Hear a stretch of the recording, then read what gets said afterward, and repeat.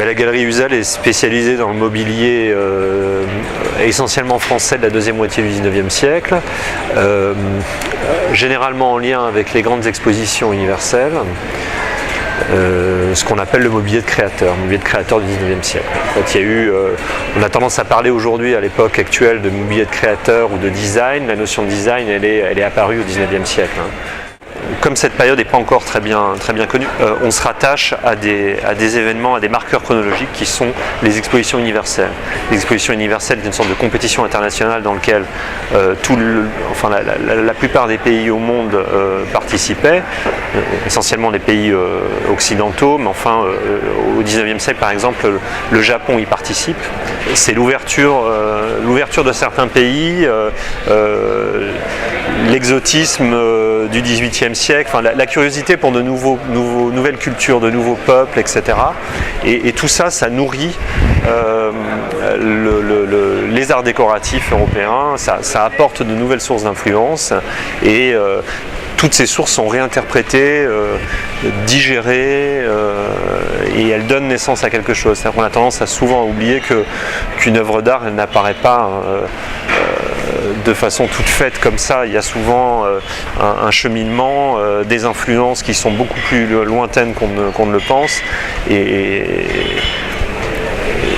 c'est un petit peu tout ça qu'on essaie de faire ressortir. Donc pour revenir à votre question, les pièces majeures sont liées aux expositions universelles, à des courants stylistiques, à des modes qui sont liés à l'époque. Donc je parlais avant de mode, de renaissance, de néo-renaissance, de néo-grec, de japonisme, ce genre de choses.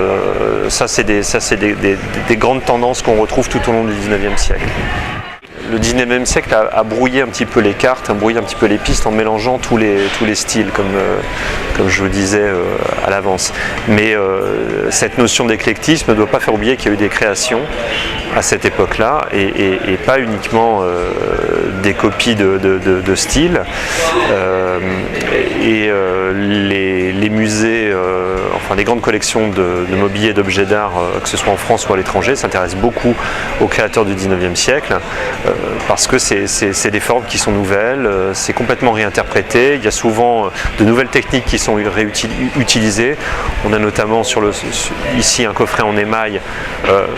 L'émail, si on ne sait pas qu'on redécouvre l'émail en 1830 et que c'est une matière qui a été une technique qui a été complètement oubliée et qu'on redécouvre au XIXe siècle, ça change complètement la façon qu'on a d'appréhender un objet.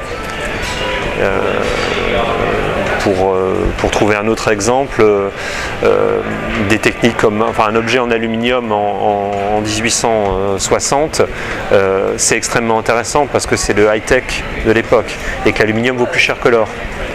Donc il faut remettre tout ça en perspective. C'est aussi une période qui se questionne beaucoup, où on retrouve on trouve les origines du design, la notion d'art et d'industrie. Toutes ces choses-là sont à prendre en considération quand on examine un objet du XIXe siècle. C'est un secteur qui est très riche, encore très méconnu, et qui mérite d'être redécouvert parce qu'il existe véritablement des chefs-d'œuvre.